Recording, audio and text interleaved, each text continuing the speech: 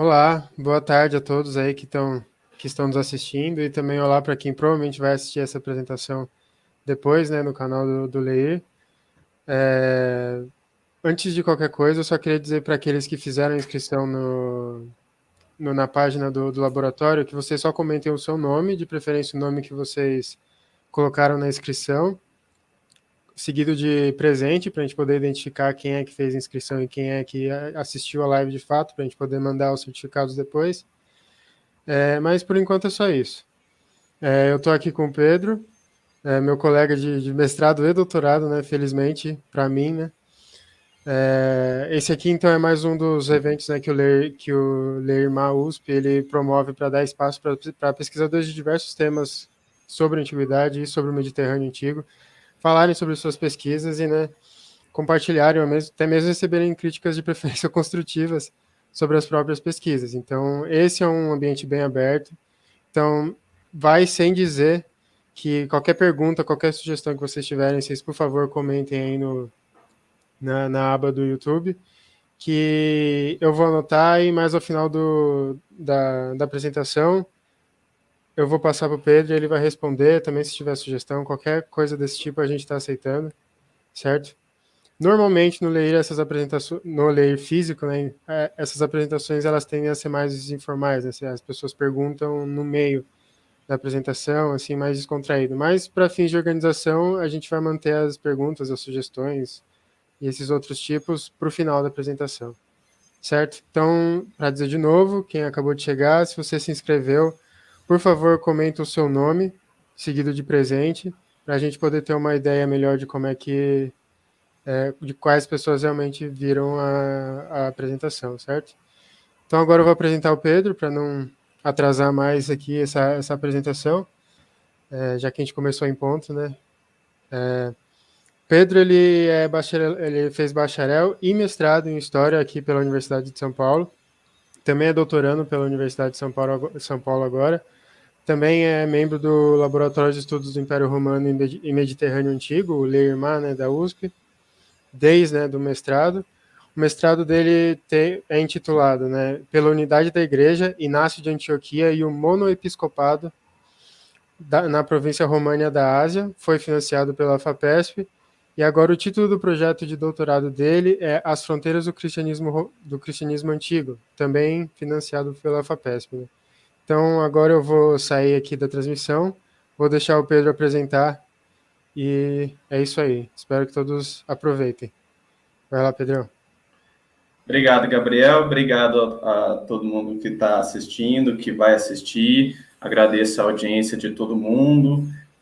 Antes de tudo, gostaria de pedir, sinceramente, que não considerem isso uma espécie de aula ou de palestra, como se eu fosse ministrar magistralmente algum conteúdo do qual tivesse inteira capacidade ou algo do tipo. Isso aqui que eu estou querendo apresentar hoje, na tradição do seminário de pesquisa Mare Nostrum do LEIRMA USP, é um seminário em que eu vou apresentar o estágio em que se encontra a minha pesquisa e, por favor, receber também indicações, sugestões, todo tipo de questionamento que possa me ajudar na continuidade dessa pesquisa. O objeto da minha pesquisa de doutorado, antes de entrar na apresentação em si, é voltado para investigar a formação de fronteiras sociais internas aos grupos cristãos antigos, às comunidades cristãs antigas, e procurar investigar de que forma, talvez, a definição, formação, construção dessas fronteiras sociais possam talvez ter ou não influenciado na difusão deste cristianismo antigo nos seus primeiros séculos, aí entre por volta da segunda metade do século I depois de Cristo até o começo do século IV. Então, o que eu vou apresentar aqui não é o todo do momento em que se encontra a minha pesquisa, mas eu vou trabalhar com alguns estudos de caso que estão me guiando nesse meu trabalho. Antes de tudo, eu gostaria de trabalhar com vocês alguns dos conceitos que estão me norteando, os conceitos que estão presentes no próprio título do meu seminário. É importante deixar ficar bem claro que esses conceitos, eles não são meramente termos aleatórios, eles não estão aí jogados para mero fim de ilustração do problema, eles são ferramentas para análise dos casos que a gente vai estudar aqui. Vamos estudar juntos aqui, né? Também é importante ter sempre em mente que esses conceitos, eles não são exatamente termos e conceitos que são utilizados na documentação, pelo menos não com o mesmo aparato semântico, não com o mesmo arcabouço semântico com que a gente está trabalhando aqui. Nem mesmo a palavra cristianismo tem exatamente a mesma carga semântica quando nós vamos analisar as fontes do que nós consideraríamos hoje como cristianismo, na nossa vivência contemporânea, ou os diversos cristianismos presentes nas diversas manifestações de cristianismo presentes na contemporaneidade.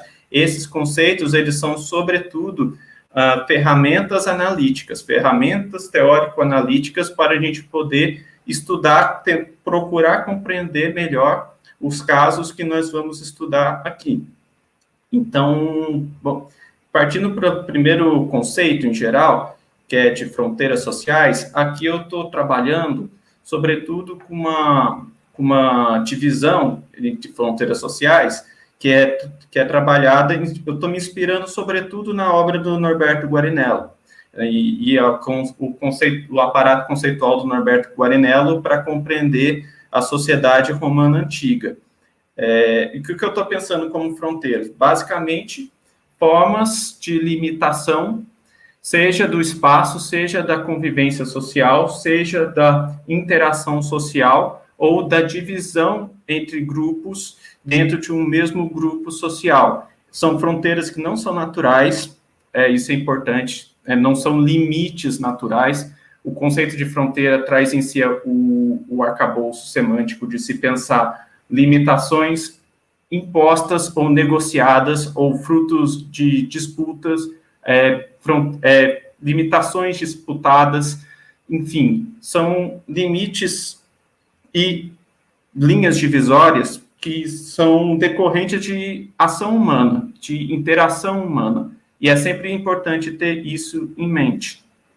Essas fronteiras, eu penso elas conforme o pensamento, conforme o conceitual, ou me inspirando, melhor dizendo, no conceitual do professor Norberto Guarinello, eu subdivido em dois tipos de fronteiras na esfera da experiência social. As fronteiras que a gente pode chamar externas a um grupo e as fronteiras que a gente pode chamar internas a um grupo.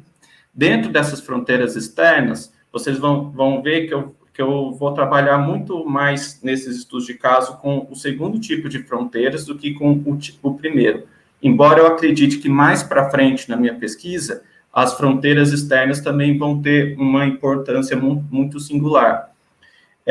Basicamente, o que eu estou chamando de fronteiras externas são basicamente dois tipos que eu gostaria de destacar, embora possam surgir outros ao longo da análise.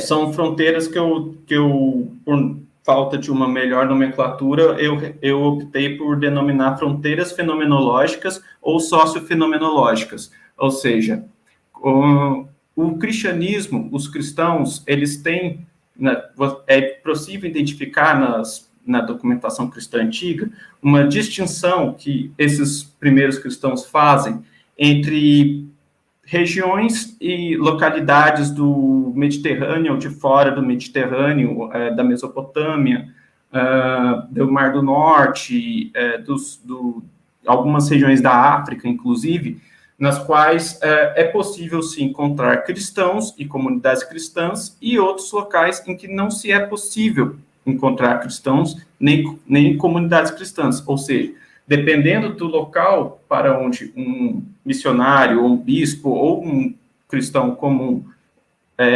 viaja ou se encontra, ele pode ter uma noção de pertença e de que ele irá encontrar cristãos ali ou não. E isso faz toda a diferença. Por quê?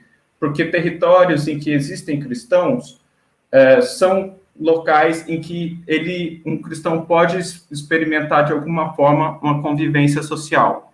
alguma forma de convivência social, mesmo que às vezes possa envolver conflito, enquanto um conflito entre cristãos, né, no caso.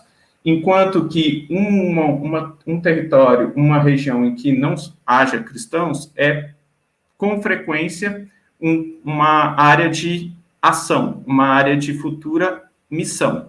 Então, existe uma divisão entre regiões em que o cristianismo chegou, basicamente, e regiões onde o cristianismo não chegou. E isso eu estou pensando como uma forma de fronteira externa.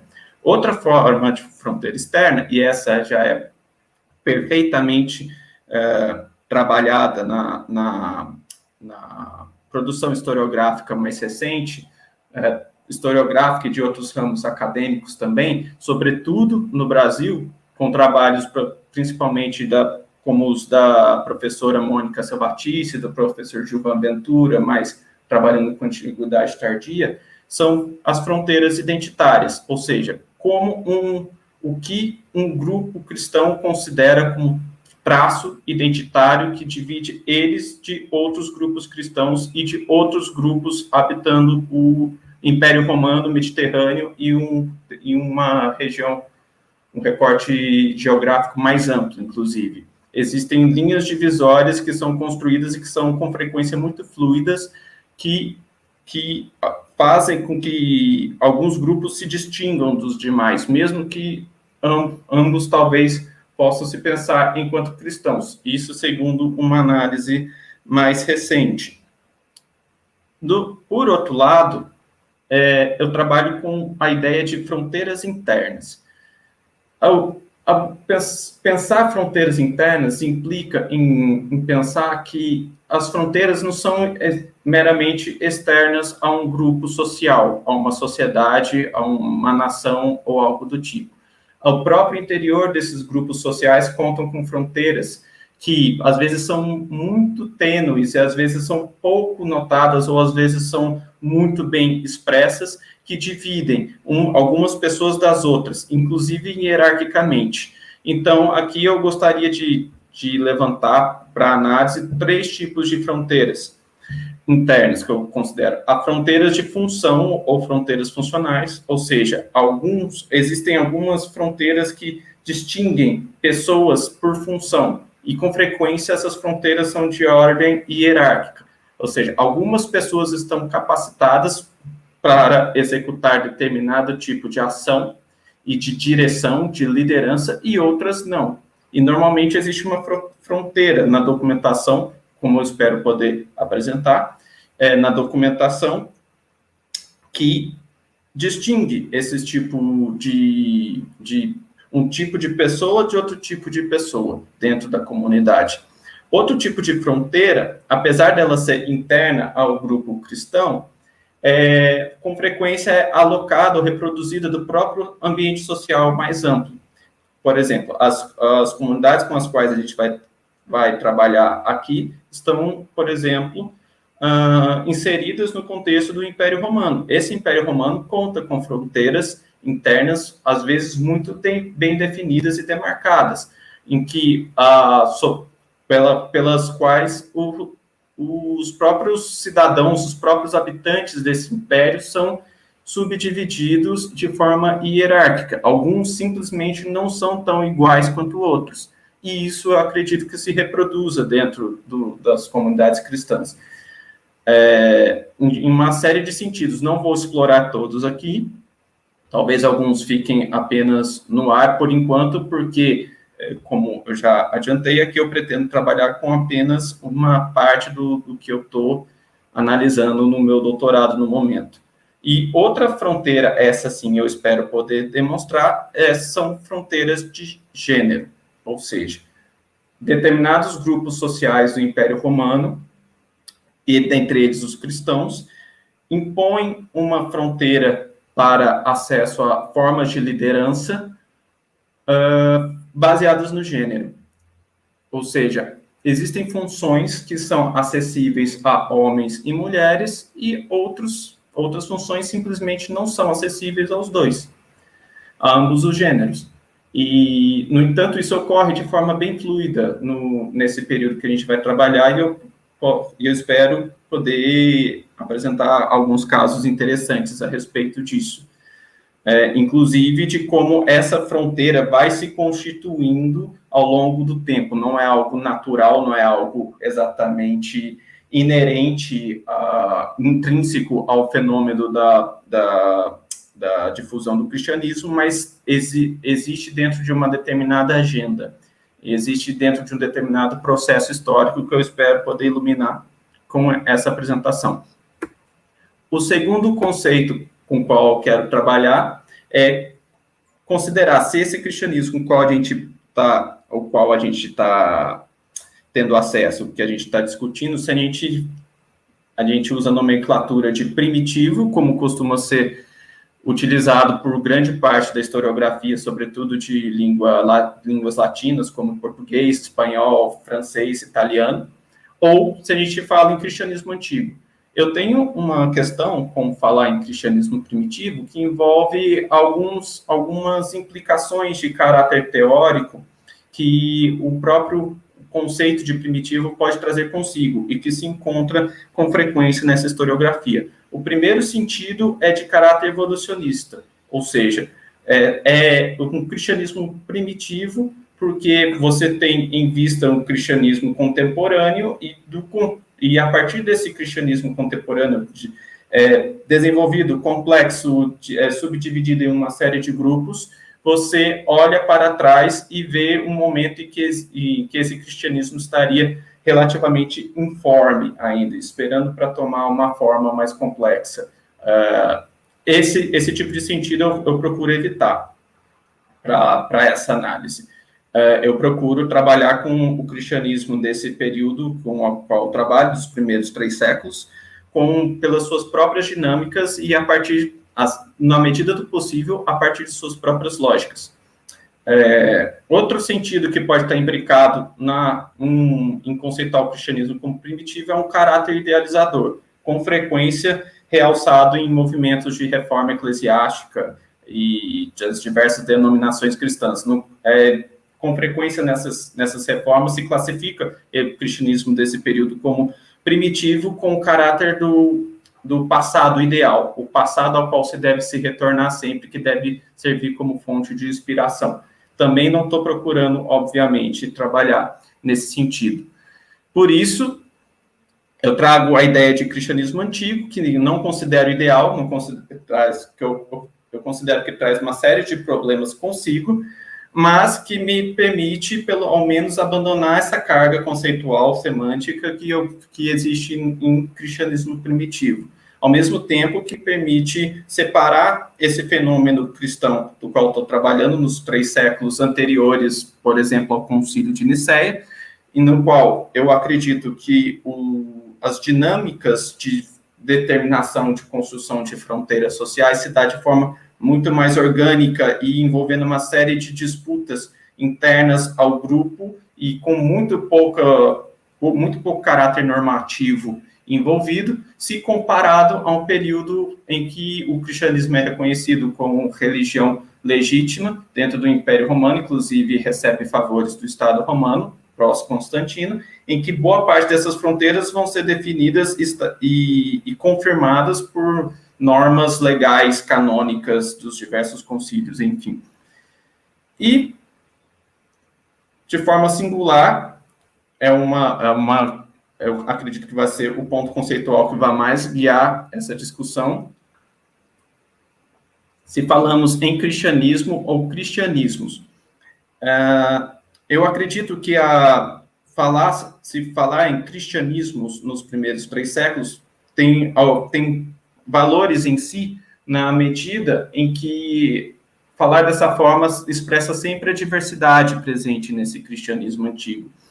E eu acho que isso é muito benéfico para qualquer análise, considerar a partir desse prisma. No entanto, para análise, para quem está trabalhando como eu, com fronteiras sociais, em procurar definir melhor a partir da documentação quais são essas fronteiras sociais presentes nessas primeiras comunidades cristãs, acredito que se eu já, de fato, lançar cristianismos no plural, talvez ocorra esteja presente aí uma armadilha que me leve a pressupor a existência de fronteiras sociais, inclusive fronteiras externas entre grupos cristãos que talvez não fossem tão realçadas, ou talvez fossem muito tênues, ou mesmo não existissem na esfera da experiência social. Isso é um ponto que eu vou bater muito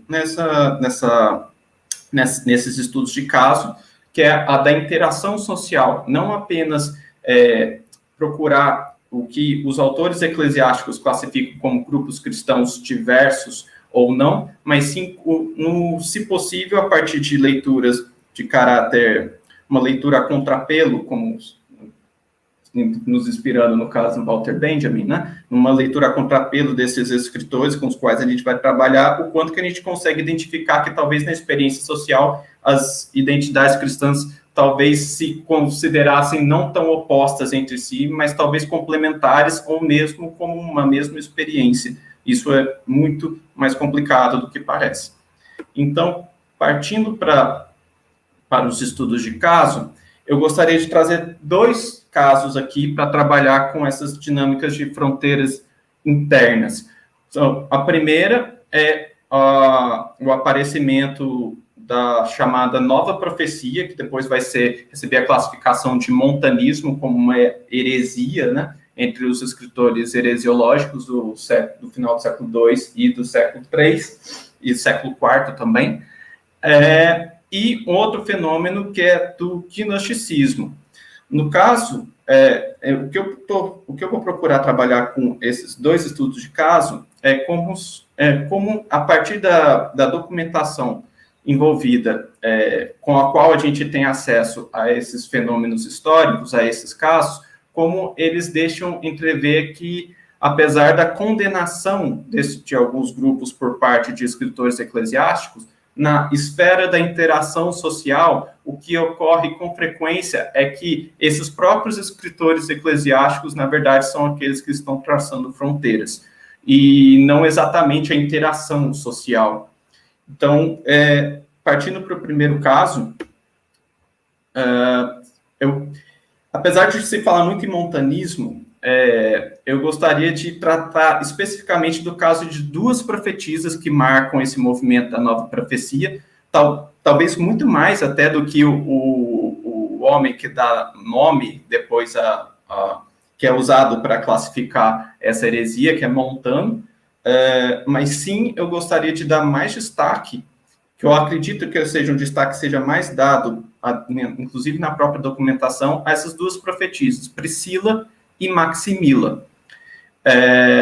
E a fonte principal para a gente trabalhar com esse caso são fragmentos de obras antimontanistas que, infelizmente, nos estão perdidas em forma de tradição independente, mas que a gente consegue retirar a partir de fragmentos citados literalmente por Eusébio de Cesareia e sua História Eclesiástica.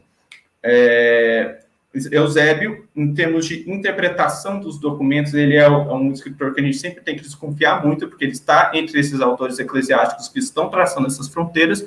No entanto, a experiência com outras citações de documento que ele faz, comparado com tradição, com manuscritos de tradição independente, nos permite, pelo menos, algum grau de confiabilidade na sua capacidade de citar os textos de forma literal. Ele é um bom citador.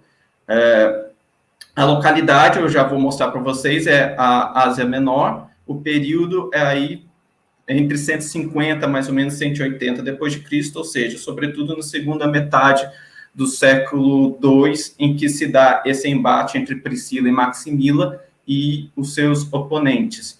A Ásia Menor seria basicamente mais ou menos, o que hoje se delineia como Turquia, em termos de território geográfico, né? Aqui eu coloquei alguns dos principais autores e atores envolvidos nesse debate com Priscila e Maximila. Então, dá para se ter noção, mais ou menos, do campo de ação no qual se dá a nova profecia inicialmente. Posteriormente, ela vai se espalhar, inclusive, provavelmente, no sul da Gália, certamente no norte da África, como testemunha, no caso, a adoção da nova profecia por Tertuliano, um autor eclesiástico dos mais famosos, Mas aqui é, digamos, o núcleo, o core do fenômeno. E a partir dessa região, eu gostaria de trabalhar com os estudos com o estudo de caso envolvendo os embates entre Priscila e Maximila e alguns dos líderes cristãos locais, principalmente bispos. Então, gostaria de trazer primeiro um trecho de um autor anônimo. Eusébio não cita o nome desse autor, mas ele é muito interessante porque ele relata nesses trechos como ele está chegando a uma cidade da Turquia, perdão, não, da Ásia Menor, que se chama Ancira, e lá ele se encontra com as profetisas. E aqui tem esse trecho interessante dele relatando uma dessas reuniões. E ele diz: e que o mesmo espírito que fala através de Maximila não diga, como o lobo foi afastado do rebanho, não sou lobo, mas palavra, espírito e poder. Mas mostre claramente e comprove o poder no espírito, e que ele reconheça, pela força do espírito, aqueles que estavam presentes com o propósito de testar, dei um destaque a essa palavra, porque ela vai ser importante depois, e conversar com o espírito enquanto falava. Eminentes varões e bispos, Zótico da aldeia de Comana e Juliano de Apameia, cujas bocas os partidários de Temisão, aparentemente um aliado de Priscila e Maximila, fecharam, não permitindo que o falso espírito que enganava o povo fosse refutado. Então, a partir desse trecho aqui, depois eu vou pegar outros, mas esse trecho aqui eu já gostaria de trabalhar com algumas coisas. Notemos que, primeiro, existe um espaço compartilhado. E o espaço é muito importante, o compartilhamento do espaço no cristianismo antigo para identificar grupos cuja fronteira identitária talvez não seja tão bem estabelecida assim entre si. Ou seja, cabe a gente questionar se a nova profecia ela é, de fato, um grupo que se enxerga como um grupo apartado do resto, dos cristãos, ou se eles se enxergam como simplesmente complementares ou como um fenômeno dentro dessa comunidade cristã. Aqui nós vemos dois bispos, Zótico e Juliano, compartilhando o espaço com Maximila, enquanto ela está profetizando. Então, nós temos, assim, basicamente 5 atores aqui, sendo 2 deles coletivos. Temos Maximila profetizando, Zótico e Juliano como bispos testando o espírito nela presente, e nós temos os partidários de Temisão, além do próprio povo, que é colocado como numa posição passiva, ou seja, como alguém que está sendo enganado, ludibriado, enfim. Todos eles estão compartilhando o mesmo espaço. E Juliano de Apameia e Zótico estão ali, pelo menos na sua própria visão, na função legítima de testar esse espírito para ver se ele é, de fato, verossímil e aceitável, ou se ele é verdadeiro, né? E considerando que eles têm legitimidade para fazer isso. Partindo para a nossa próxima citação, que vai nos iluminar um pouco mais, podemos questionar por que, afinal, 2 bispos estão compartilhando o mesmo espaço de uma profetisa. Isso é muito importante porque existe toda uma historiografia que tende a considerar que formas de autoridade que são classificadas com frequência como carismáticas ou espirituais, como no caso de profetas, tendem a ser opostos a formas de autoridade consideradas mais tradicionais, como no caso bispos, presbíteros, enfim, no caso do cristianismo antigo. No entanto, a gente pode ver que esse compartilhamento de espaço faz todo sentido quando a gente trabalha com outro trecho, outra citação, dessa vez de um escritor chamado Milcíades, que está confrontando também essas profetisas. E ele diz: pois se, como pretendem, após Quadrato e Amia de Filadélfia, as mulheres em companhia de Montano receberam o dom da profecia, o dom da profecia, que apontem quem dentre os discípulos de Montano e das mulheres a sucedeu. É muito importante esse trecho, porque Milcíades cita 2 profetas que são aceitos, inclusive, provavelmente, por esses bispos que estão ali presentes, Quadrato e uma mulher, uma profetisa, a Mia de Filadélfia, embora sejam figuras do passado, não do presente, de experiência dos bispos e do próprio Milcíades. Então, não necessariamente o fenômeno da profecia e dos profetas é excludente ou oposto à existência de bispos e presbíteros. Isso eu espero poder deixar claro com algumas outras citações à frente. Aqui a gente tem outro momento em que a gente tem uma noção do que está incomodando esses bispos. Outro autor, Apolônio, que também está citado em Eusébio, e ele critica as profetisas no seguinte sentido, no caso, uma delas, que ele não denomina qual seja. Não consideras que toda a escritura proíbe ao profeta receber dons e riquezas? Entretanto, veja a profetisa aceitar ouro, prata e suntuosas vestes. Como não a rejeitaria? Ou seja, como não poderíamos rejeitar uma profetisa que possui bens, que administra bens, recebe bens e os administra? Ouro, prata, são recursos que são administráveis, que podem ser administrados numa série de sentidos. E isso é incômodo para esse autor. E, para dar uma outra ideia de interação de espaço e de ação desses bispos, a gente tem uma carta de um bispo de Antioquia, chamado Serapião, que escreve, e é citado por Eusébio de Cesareia, no qual ele diz: a fim de que saibais que a atividade errei aqui de novo a grafia, desta sociedade enganosa chamada Nova Profecia é abominada pela comunidade de irmãos espalhada por toda a terra, mando anexas às obras de Cláudio Apolinário, o bem-aventurado bispo de Hierápolis, na Ásia. Pelo Deus vivo que está nos céus, o bem-aventurado Sotas de Aquiale quis expulsar o demônio que se apossara de Priscila, e os hipócritas não lhe permitiram. Então, o que a gente consegue enxergar aqui? Um quadro em que, se o Sotas de Aquiale ele tem as condições de tentar expulsar esse demônio de Priscila, e os hipócritas não deixam, isso só é possível se eles estão compartilhando o mesmo espaço, eles estão na mesma localidade, no mesmo ambiente fechado ou não, de qualquer forma, no mesmo ambiente de interação social.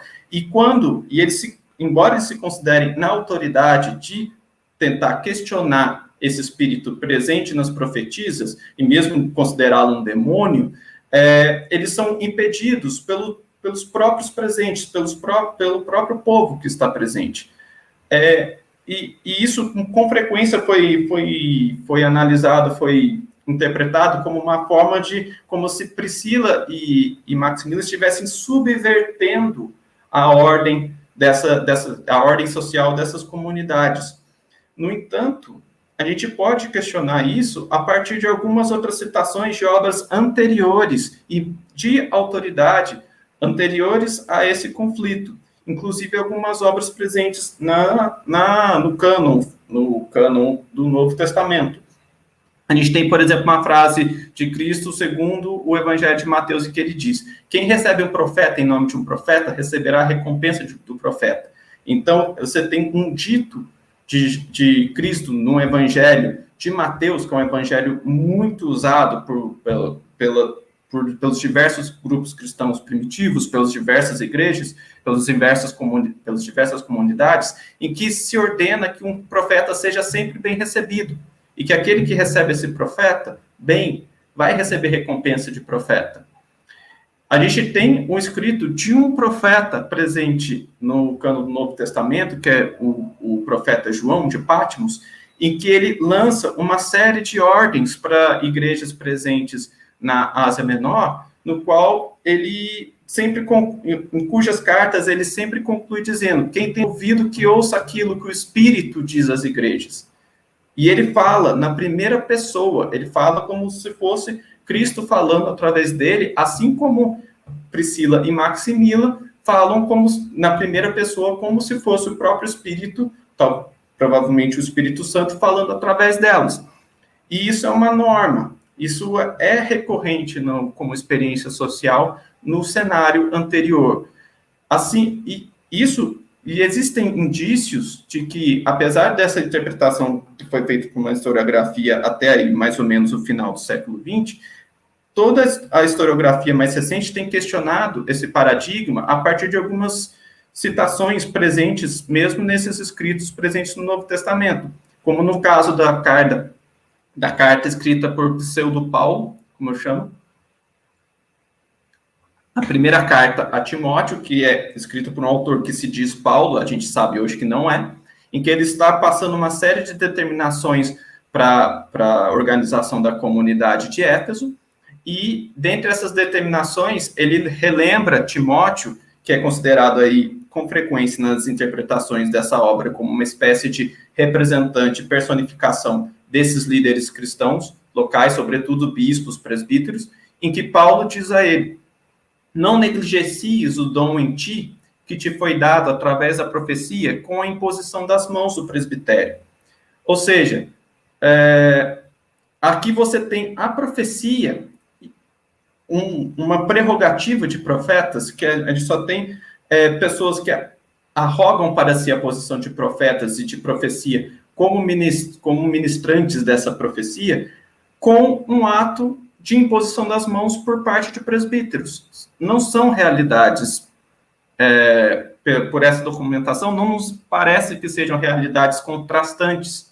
Elas parecem ser complementares e, com frequência, elas são interseccionadas. Ou seja, existem bispos que são profetas, existem profetas que são bispos. Existem bispos que preferem ser vistos mais como profetas, às vezes, do que como bispos mesmo, como no caso, por exemplo, de Inácio de Antioquia, com quem eu trabalhei no doutorado. Ou mesmo como o Melito bispo de Sardes, que é referido como profeta por alguns documentos. Policarpo de Esmina, que é referido como profetas no seu martírio. E isso é fundamental quando a gente pega um documento como a Didaqué, que é a Instrução dos 12 Apóstolos, que é um documento muito difundido, que é uma espécie de mistura entre catequese e normativa para as primeiras igrejas cristãs, no qual é dito a respeito desses profetas: e todo profeta falando no Espírito, vós não deveis testar e nem julgar, pois todo pecado será perdoado, mas esse pecado não será perdoado. Assim, vós dareis os primeiros frutos da terra ou do trabalho aos profetas, pois são eles mesmos os vossos sumos sacerdotes. Nesse sentido, a gente consegue entender melhor a reação do povo ao não deixar que aqueles bispos lá de trás que a gente viu, que eles refutassem ou testassem, ou procurassem exorcizar o espírito que estava presente em Priscila e Maximila, porque por esses escritos que a gente tem, documentos anteriores àquele fenômeno, são eles que estão fora da norma, são eles que estão subvertendo a ordem. Era plenamente possível se considerar para essas comunidades a existência de profetisas, assim como a gente viu a Mia de Filadélfia, por exemplo. Então, existe espaço de interação entre esses bispos e aqueles cristãos que são por eles guiados e essa nova profecia em torno de Priscila e Maximila. Quem está procurando, aparentemente, traçar essa fronteira são os próprios bispos. E essa atitude de escritores eclesiásticos, principalmente bispos, procurarem traçar eles mesmos as fronteiras identitárias entre os diversos grupos cristãos, fica bem mais claro quando a gente trabalha com o caso de Irineu de Lyon, famoso Irineu de Lyon, no debate que ele traça, que ele executa com o que a academia moderna classificou de forma bem genérica e bem difusa como gnosticismo, mas o que a gente tem é, de fato, um fenômeno muito variado, muito diverso, de uma série de escolas em torno de mestres que consideram possuir um conhecimento especial ou distintamente elevado. Com Irineu de Lyon, a gente trabalha, sobretudo, com a sua obra Contra as Heresias, e as localidades envolvidas são o sul da Gália, onde Irineu está escrevendo, e a Alexandria, no norte do Egito, onde se encontram algumas das principais escolas gnósticas, as escolas de gnosticismo, de uma doutrina secreta, mas que, nós vamos ver, não é considerada pelos seus próprios ministrantes, pelos próprios mestres que estão ministrando esse conhecimento, como exatamente contraditórios com a experiência eclesiástica, por exemplo, de Irineu de Lyon. O período é mais ou menos o mesmo, cerca de 150 e cerca de 200 depois de Cristo. Então, aqui a gente tem um mapa, a gente vê que esse é um recorte, para esse estudo de caso, um recorte geográfico bem mais amplo, envolvendo o Mediterrâneo, e a gente consegue já...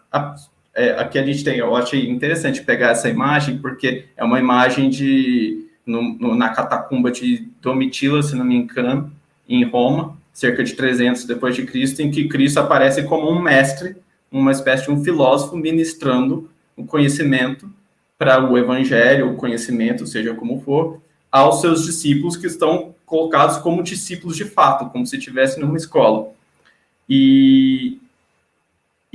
Partindo para o contra as heresias, a gente já consegue trabalhar na primeira citação como, aparentemente, são Irineu de Lyon, que está traçando uma fronteira, procurando impor uma fronteira identitária entre os gnósticos, entre esses mestres gnósticos e a igreja como um todo, o cristianismo representado por Irineu de Lyon como um todo.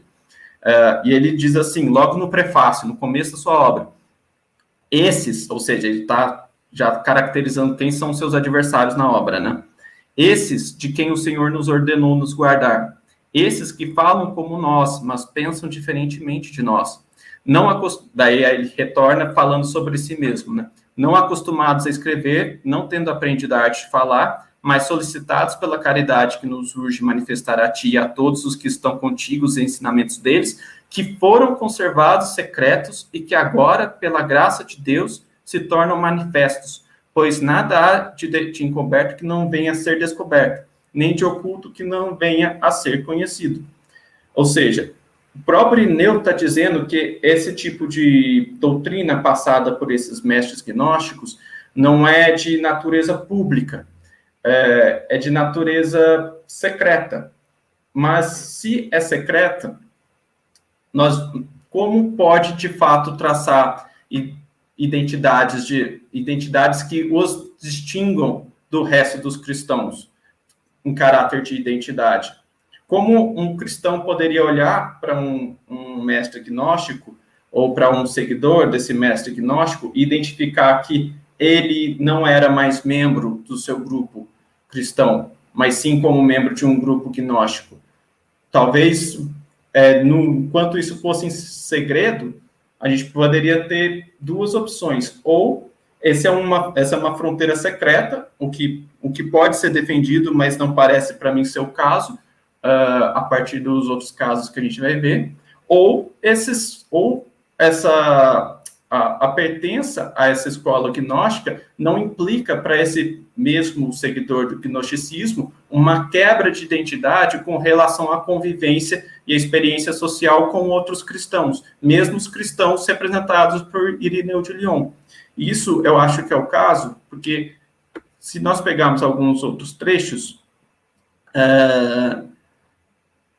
esse aqui é um trecho que é interessante também, porque vai mostrar como um dos grandes incômodos, tanto daqueles bispos lá, do caso da Nova Profecia, quanto de Irineu de Lyon, é que esses líderes, como os mestres gnósticos e as profetisas Maximila e Priscila, eles conseguem angariar recursos, independentemente do grupo da igreja local, do grupo cristão local, e eles conseguem administrar esses recursos. Aqui Irineu diz a respeito desses mestres gnósticos, né? Assim consigo entender porque não querem ensinar estas coisas a todos em público. Novamente, eles não estão deixando pública qualquer traço de identidade. Eles estão considerando como estão habitando e tendo experiência social de interação com todos os outros cristãos, mas em secreto eles guardam algum conhecimento oculto.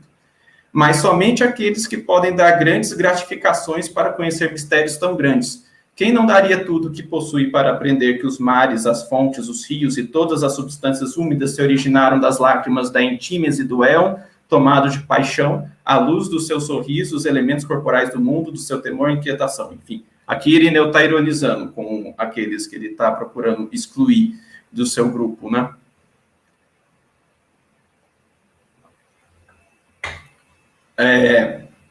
Agora, se nós partimos para a próxima citação,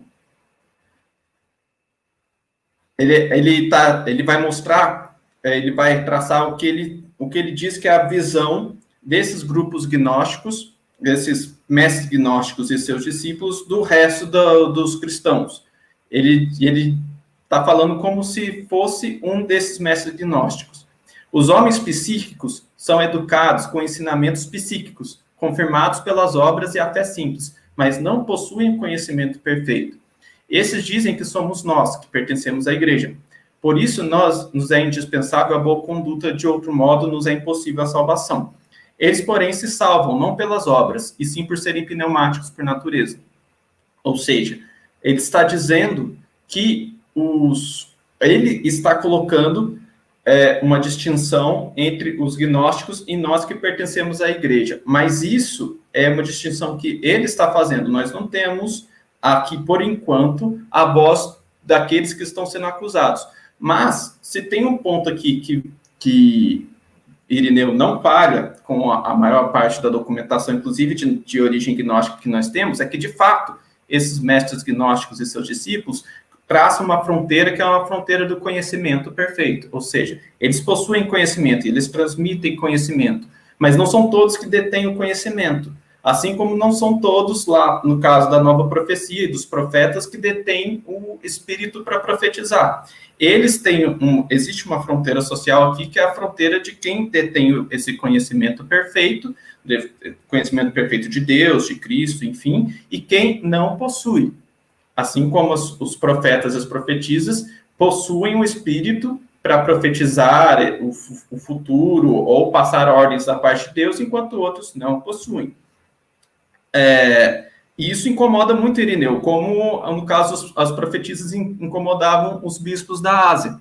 E aqui ele fala, por exemplo, essa é uma citação espetacular, que ele fala de um desses mestres, Marcos, que ele diz, dedica-se, Marcos, né, de modo especial às mulheres, e entre elas, especialmente as mais nobres, intelectuais e ricas, envoltas em púrpura. E aquela, a mulher por ele, que Irineu está colocando como seduzida, né, por esse Marcos, excitada por essas palavras e sentindo ferver na alma a ilusão de começar a profetizar e o coração pulsar mais forte do que de costume, anima-se e se põe a profetizar todas as tolices que lhe vêm à cabeça. Claramente uma classificação, uma caracterização misógina do fenômeno, né? Sem sentido e sem hesitar, justamente por ser inflamada por espírito vazio. A partir deste momento, ela julga ser profetisa. Com este modo de agir e falar, Marcos e seus discípulos seduziram muitas mulheres também na nossa região do Ródano, e elas ficaram marcadas na consciência de tal forma que algumas fizeram penitência pública, outras que não tinham coragem para isso, retiraram-se na solidão, desesperando da vida de Deus. O traço de identidade que Irineu está impondo, mas que não é necessariamente a fronteira da interação social, causa esse tipo de marca, inclusive em mulheres que são classificadas como seduzidas por esses mestres gnósticos. Elas ficam marcadas e, com frequência, ele diz aqui que elas se alienam, mas a gente pode questionar se são elas que estão se alienando de fato do grupo ou se é o próprio Irineu que está alienando essas mulheres do seu grupo. Afinal, dependendo da penitência que fosse imposta, ainda mais de natureza pública, então, provavelmente, em muitos casos, seria inadmissível para uma mulher receber esse tipo de penitência.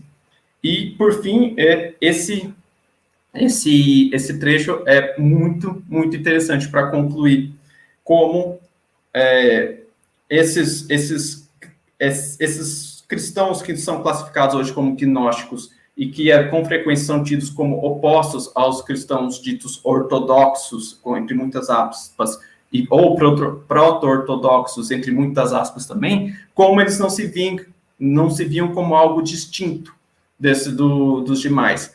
O próprio Ireneu diz, eles, os valentinianos, né, que são os principais gnósticos com quem o Ireneu está debatendo, fazem discursos ao povo com a finalidade de atingir os que pertencem à igreja, que eles chamam de gente comum ou gente de igreja, e assim enganam e atraem os mais simples, simulando a nossa maneira de falar. Ou seja, no falar, eles não têm qualquer distinção do resto, para que venham mais vezes a escutá-los. E se queixam de nós, porque mesmo pensando como nós nos recusamos sem motivo, a estar em comunhão com eles. Dizem as mesmas coisas que nós, professam a mesma doutrina, e mesmo assim os chamamos de hereges. É interessante porque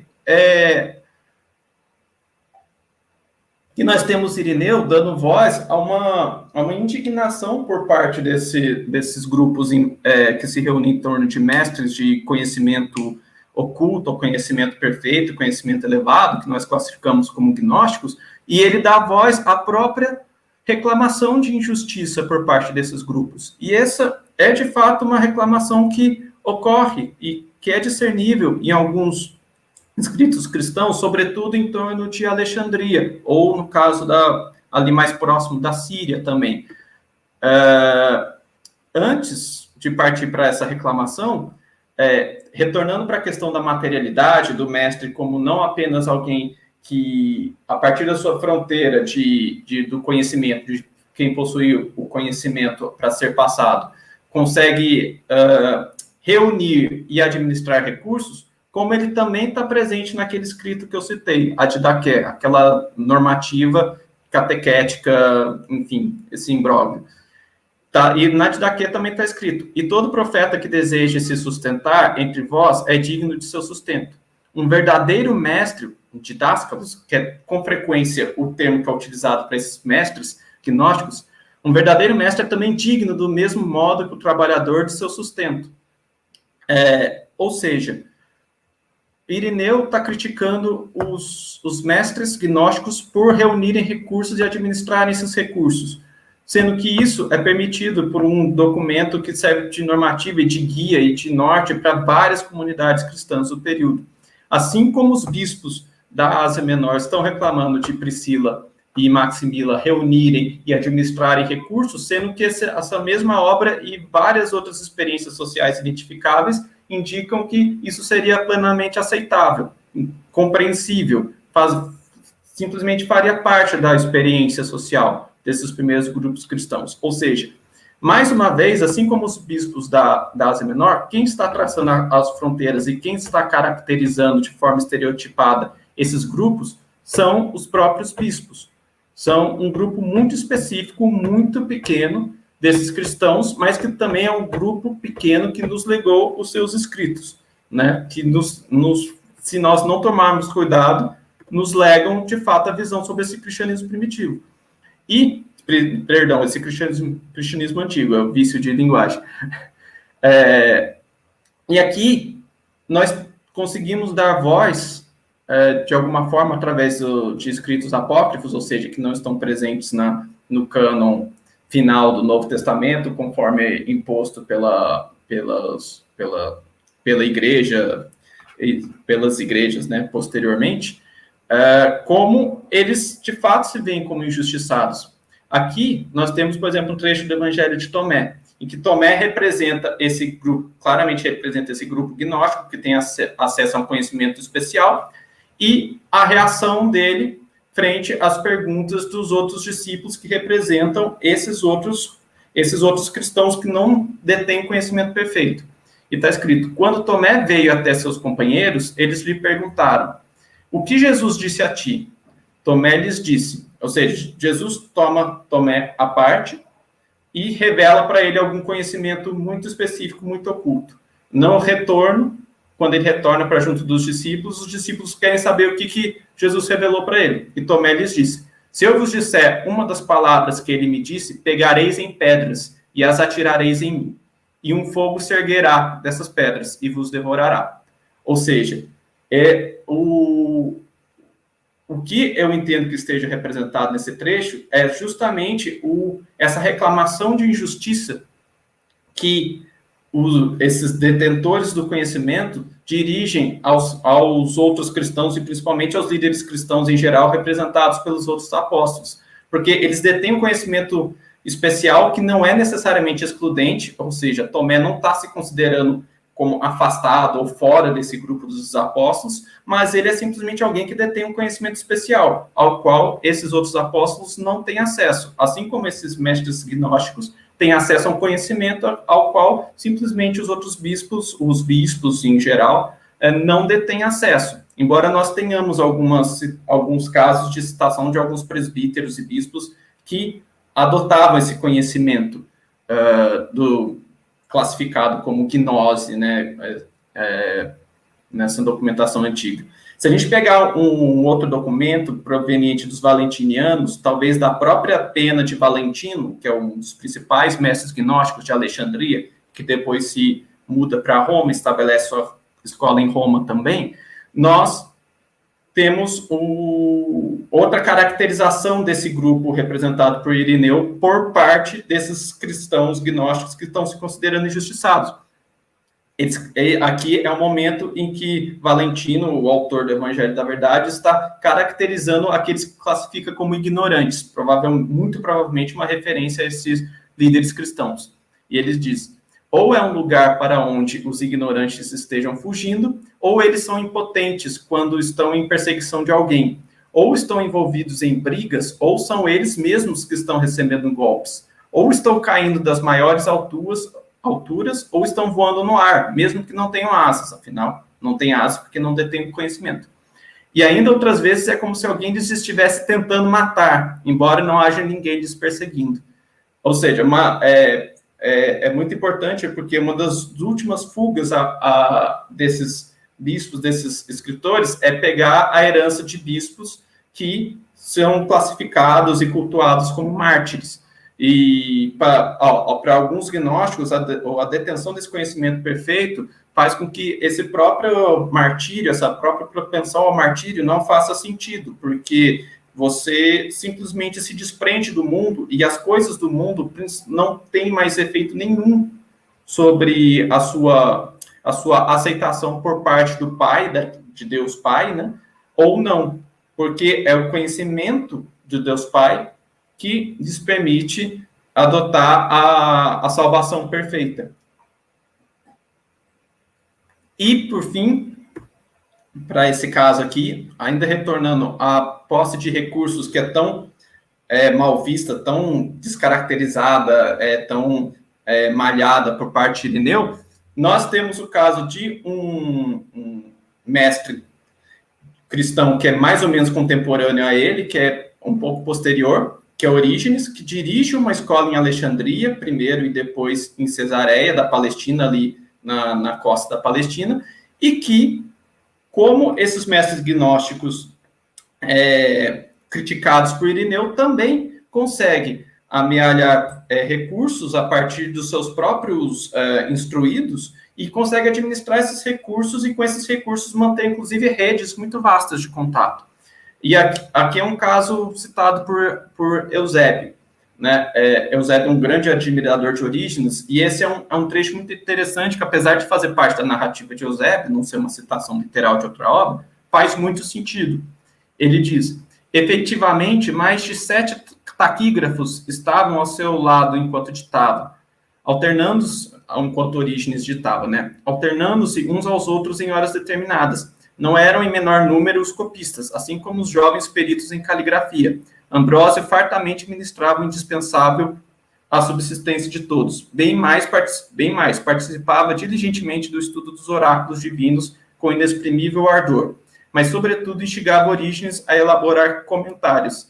Ambrósio, muito rapidamente, é um homem muito rico de Alexandria, que primeiro é discípulo de mestres gnósticos e depois se torna discípulo de Orígenes. Ou seja, muito provavelmente todos os recursos que ele dirigia aos mestres gnósticos que ele seguia, que ele considerava como mestre, ele passa a conceder ao seu novo mestre, seu novo didáscalos, que é Orígenes.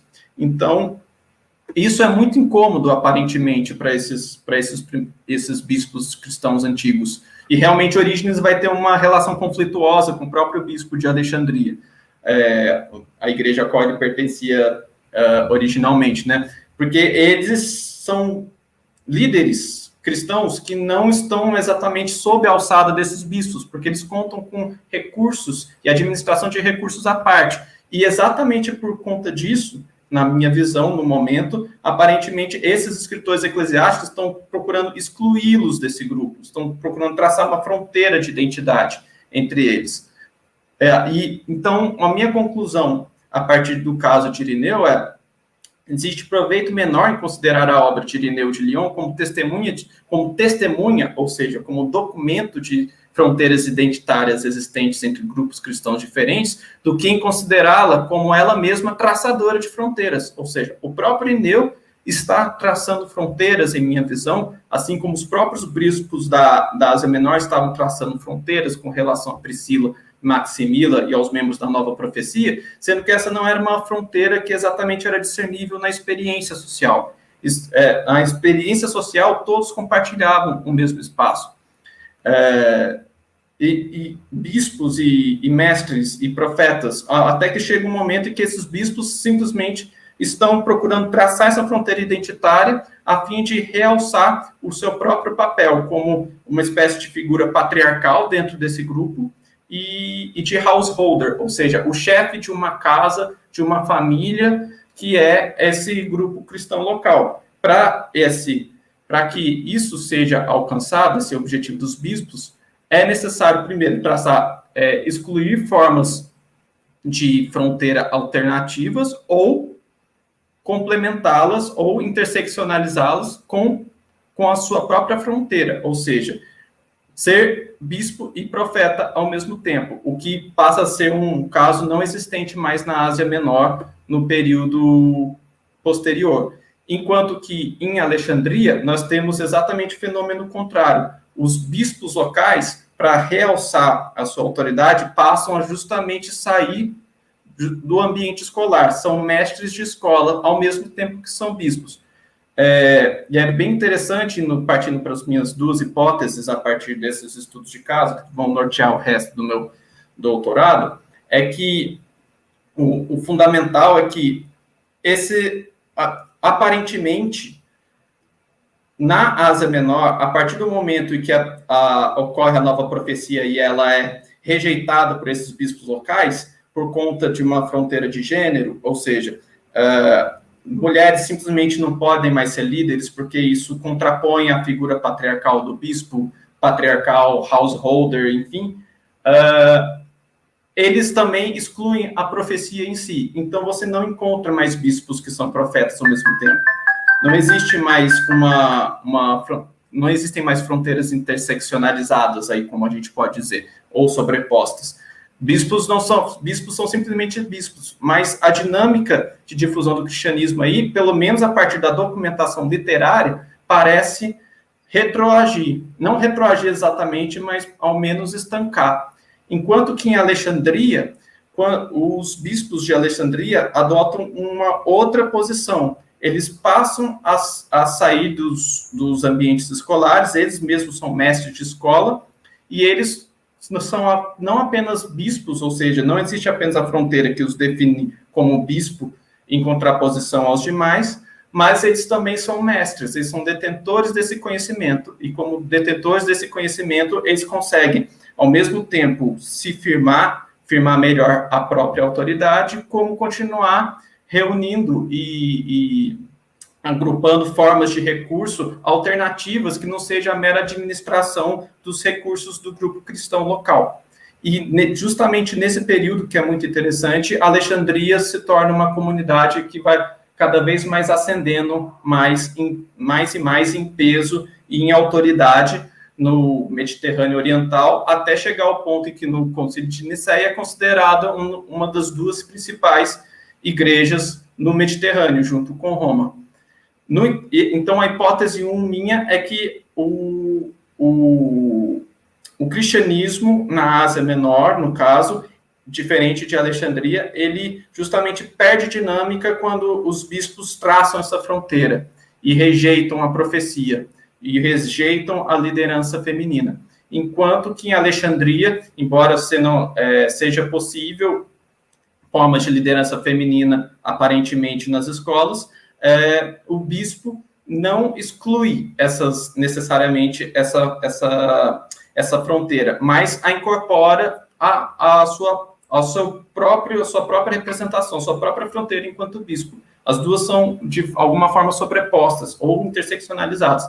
A hipótese 2, para concluir, não se coaduna exatamente com a hipótese 1, e eu vou ter que identificar qual das duas, ou nenhuma das duas, que parece ter o melhor caminho.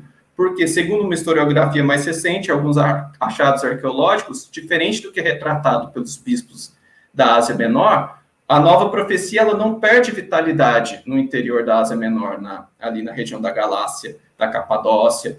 Pelo contrário, existem uma série de inscrições que apontam para uma vitalidade dessas comunidades que aceitam a nova profecia e a ação de Priscila e Maximilo, inclusive com a reprodução de formas de liderança feminina.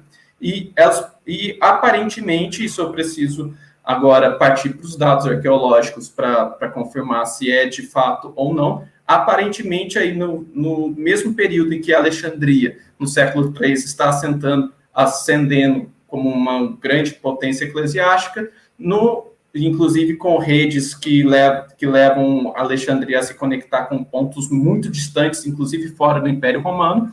Na Ásia Menor, aparentemente, o grupo que leva essa difusão do cristianismo por todo o interior da Ásia Menor, atual Turquia, são justamente essas lideranças femininas. Ou seja, grosso modo, é como se esses bispos, ao rejeitar formas de liderança feminina, ao traçarem essa fronteira identitária, consigo tivessem jogado fora o seu próprio dinamismo. É uma consequência, algo como uma forma de punição pela sua própria exclusão de um outro grupo, um grupo que não queria se separar. Então, isso é o que eu gostaria de deixar aqui, essa visão, a princípio, na qual eu me encontro nesse momento da minha pesquisa, a de que esses grupos cristãos, eles não necessariamente enxergam uma fronteira identitária entre si, eles estão interagindo, eles estão compartilhando o mesmo espaço, e muito do que nós concebemos em termos de distinção de grupos diferentes, necessariamente diferentes, no caso do gnosticismo e da nova profecia, o montanismo, advém muito de nossa leitura, às vezes ainda muito, muito viciada dos autores eclesiásticos, ou seja, o que nós poderíamos, com muitas aspas, considerar como uma voz da elite e não necessariamente da experiência social dessas comunidades. Então, fronteiras sociais são algo extremamente complexo. Eu estou no cristianismo antigo, estou trabalhando com isso agora e gostaria de estar aberto a possíveis contribuições, questionamentos que me ajudem a dar seguimento a essa minha pesquisa. Agradeço a todos por me ouvirem, por dedicar esse tempo. Peço desculpas a todos por qualquer falha e obrigado. Acho que a gente pode encerrar por aqui. Queria só dizer a todos, agradecer a todos, né, por terem estado aqui, entre aspas, né, nesse momento de isolamento social. Mas ainda assim, obrigado. E esse vídeo a gente vai editar ele e a gente vai colocar de novo no canal. Então não se preocupem se ele sumir daqui a alguns dias. Novamente agradeço a todos, agradeço o Pedro. Quer fazer algum comentário de encerração? Não, só quero agradecer, a todo mundo que assistiu, que vai assistir, por darem atenção aí, por terem paciência, e espero que possam continuar, quem estiver assistindo aí que for da área de pesquisa, que possa continuar dando alguns toques aí, e agradecer de novo pelo espaço que o Leir está me dando aqui. Acho que é mais isso.